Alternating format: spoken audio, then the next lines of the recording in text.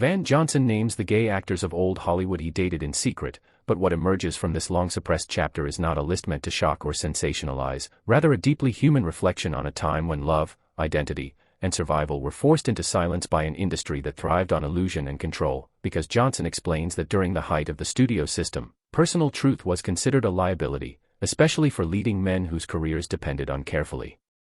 constructed public images of heterosexual romance and masculine certainty, and he recalls that relationships between men existed quietly all around him, not as scandals, but as fragile sanctuaries carved out behind closed doors, hidden dinners, private homes, and trusted circles where honesty was possible without fear of professional ruin. And Johnson emphasizes that many of the men he cared for were not ashamed of who they were, but were trapped by contracts, morality clauses, gossip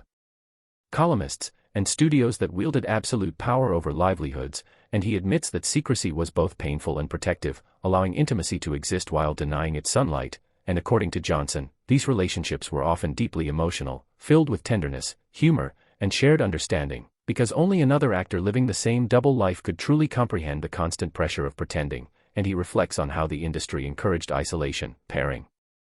actors publicly with studio-approved companions while quietly warning them that exposure would mean exile, and Johnson says the hardest part was not hiding from the public, but from history itself, knowing that the truth of these lives would be erased or rewritten long after the cameras stopped rolling, and he speaks not with bitterness, but with a sense of mourning for the love stories that were never allowed to be acknowledged, the partnerships that ended not because of lack of feeling, but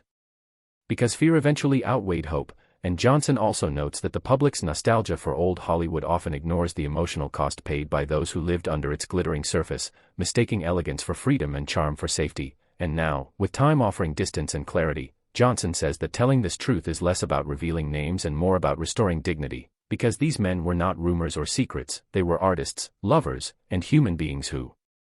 deserved to live openly. And in finally speaking, Van Johnson reframes old Hollywood not as a fairy tale, but as a place of extraordinary talent shadowed by enforced silence, reminding us that progress did not come from perfection, but from the quiet courage of those who endured, loved, and survived without applause, and that remembering them honestly matters more than ever. Here on Hollywood Spotlight.